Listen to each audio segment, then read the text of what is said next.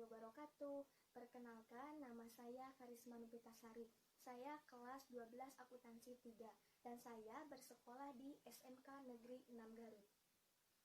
Di sini saya akan menjelaskan tentang akuntansi penjualan konsinyasi. Konsinyasi itu apa sih?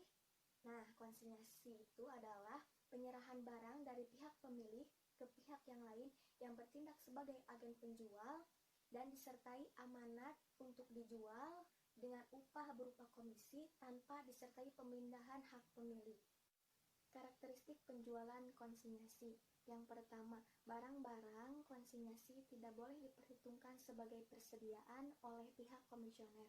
Yang kedua, pihak pengamanat bertanggung jawab penuh atas semua biaya yang berhubungan dengan barang-barang konsinyasi sejak saat pengiriman sampai dengan komisioner berhasil menjualnya. Yang ketiga, pihak komisioner mempunyai kewajiban untuk menjaga keamanan dan keselamatan barang-barang konsinyasi. Istilah-istilah yang bersangkutan dengan penjualan konsinyasi yaitu yang pertama, pengamanat adalah pihak yang menitipkan barang atau memiliki barang. Yang kedua, komisioner yaitu pihak yang menerima titipan barang. Yang ketiga, konsinyasi keluar yaitu rekening yang digunakan oleh pengamanat untuk mencatat transaksi-transaksi. Yang keempat, konsinyasi masuk, yaitu rekening yang digunakan oleh komisioner untuk mencatat transaksi-transaksi.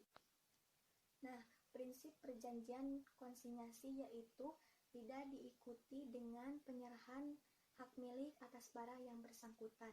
Perjanjian penjualan konsinyasi meliputi komisi penjualan, syarat pembayaran dan penyerahan barang, pengumpulan piutang dan tanggung jawab atas kerugian, biaya yang dikeluarkan oleh komisioner dalam rangka penerimaan, serta bentuk dan jangka waktu laporan yang harus disajikan kepada pihak pengamanat. Keuntungan penjualan konsinyasi bagi pengamanat. Yang pertama, konsinyasi merupakan suatu cara untuk memperluas pasaran. Yang kedua, risiko-risiko tertentu dapat dihindarkan oleh pengamanat.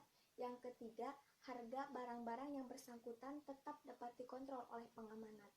Nah, metode yang digunakan baik oleh pengamanat maupun komisioner ada dua. Yang pertama, metode terpisah. Dalam metode ini, laba atau rugi dari penjualan konsinyasi disajikan secara terpisah dari laba atau rugi oleh pengamanat maupun komisioner. Ada dua. Yang pertama, metode terpisah. Dalam metode ini, laba atau rugi dari penjualan konsinyasi disajikan secara tidak terpisah.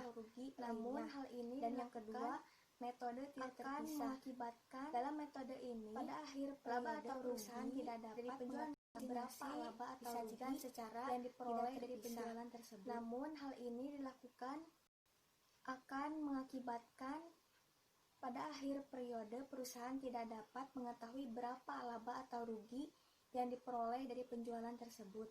Akuntansi bagi komisioner. Bagi komisioner, setiap transaksi pendapatan yang berhubungan dengan penjualan konsinyasi dimasukkan ke dalam rekening barang komisi.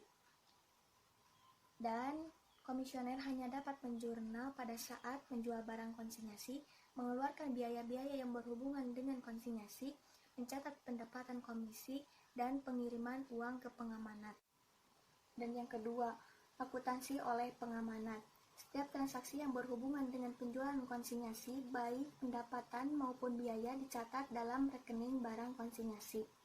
Dan pengamanat menjurnal pada saat menitipkan barang ke komisioner dan menerima laporan konsinyasi serta uang dari komisioner. Nah, yang terakhir yaitu masalah yang timbul dalam penjualan konsinyasi. Yang pertama, pengamanat menetapkan uang muka untuk barang konsinyasi.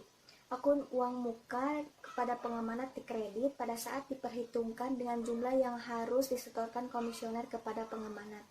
Dan yang kedua, transaksi penjualan konsinyasi merupakan bagian yang cukup penting dalam kegiatan distribusinya. Maka data hasil penjualan, harga pokok penjualan, dan biaya-biaya penjualan yang bersangkutan dapat dilaporkan secara terpisah dan sejajar dengan data penjualan reguler.